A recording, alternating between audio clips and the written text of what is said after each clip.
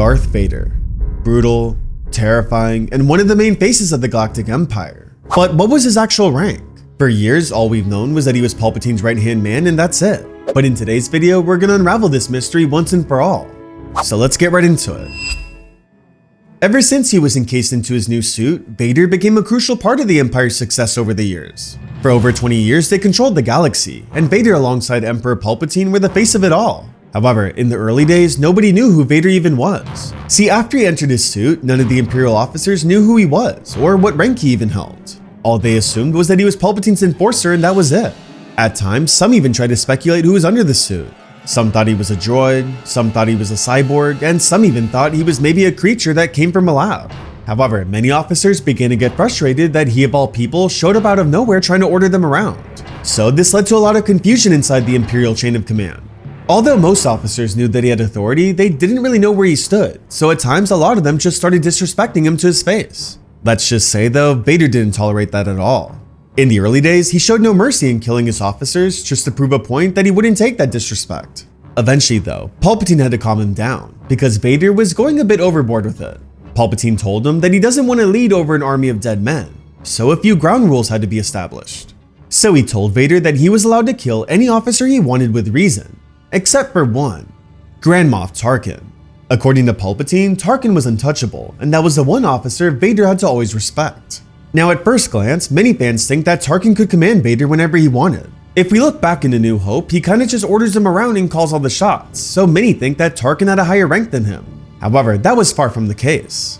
See, Tarkin's authority over Vader was mainly limited to when they were only on the Death Star. That's it. Technically, the Death Star was Tarkin's turf, and so Palpatine gave him full command over it. That's why we see him boss Vader around while they were there, because that was his territory. Now, anywhere else, not so much, and Vader had no obligations to obey Tarkin's orders outside the Death Star. See, these two had a pretty unique relationship.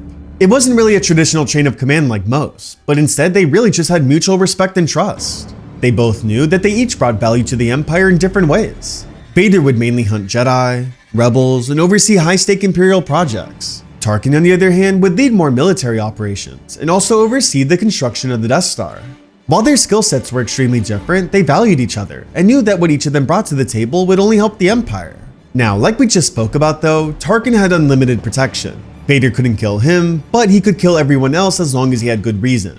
As a result of this, countless officers began to fear him, and the disrespect he encountered in the early days quickly went away. Soon, a lot of Imperial officers learned who he was, and they were terrified of him. However, the crazy part is, a lot of these officers still wanted to serve under him.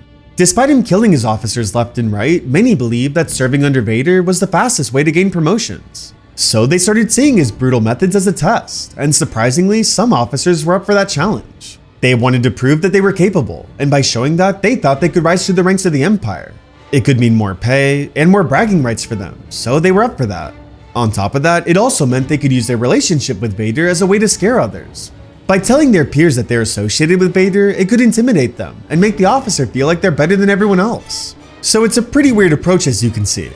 Now, the big mystery here is what his actual rank was. Many of Vader's officers never even knew this answer. This was something that many of them tried figuring out, but they simply couldn't. Nobody could figure it out because Vader always operated outside normal military structures and also really directed only to Palpatine really. So in a way, he kind of existed above the standard chain of command. Now, because nobody knew his actual rank, people began theorizing. Some viewed him as just some powerful operative, while some assumed he was just another Inquisitor, which of course were the Jedi Hunters. However, luckily for us, we actually learned what his real rank was. See, at one point, there was an officer named General Cassio Tag. Tag was first seen aboard the Death Star in A New Hope, but let's just say his relationship with Vader was about to take a pretty insane turn.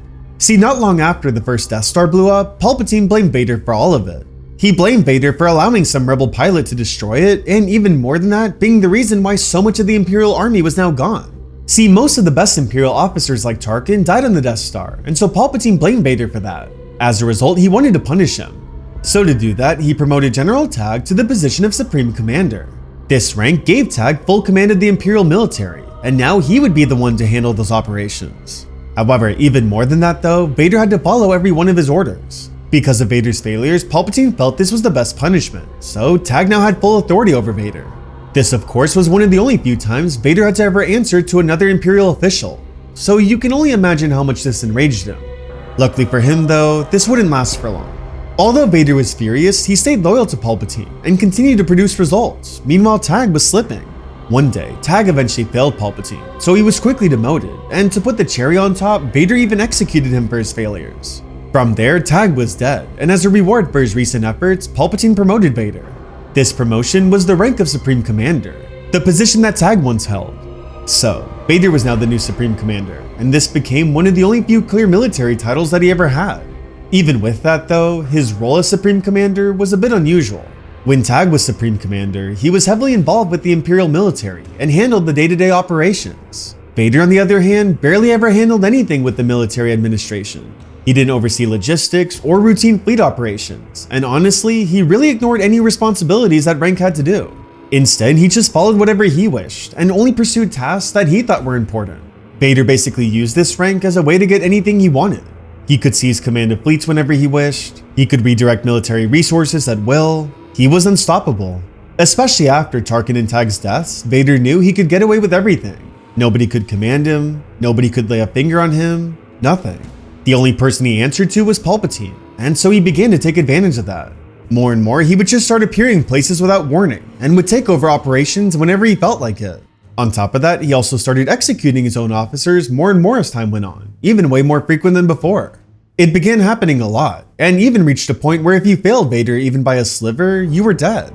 Because of this, a lot of Imperials began to get frustrated by Vader's tactics as time went on. Officers were dying left and right because of him, and even more than that, he would just use his authority for ridiculous reasons. Especially after the events of The Empire Strikes Back, Vader was so obsessed with Luke Skywalker.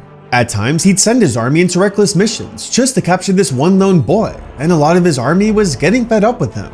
Many even think that Vader was a huge reason why the Empire collapsed not that long after. After the first Death Star was destroyed, not many powerful Imperial officers were still alive, and for those that were, Vader would just kill them off like nothing. However, regardless of their feelings towards Vader, a lot of Imperials kept their thoughts to themselves. Of course, they didn't want to also be killed, so they always acted on their best behavior. Even more than that, they understood that disobeying Vader was essentially the same as disobeying the Emperor. Vader was not only the Supreme Commander, but also Palpatine's personal representative, and nobody wanted to cross him. But with that, that concludes Vader's story within the Empire and the mystery behind his Imperial rank. But I want to know from you, based on what we spoke about, do you think Vader was a big reason why the Empire failed? Let me know in the comments below. Thanks for watching, and may the Force be with you always.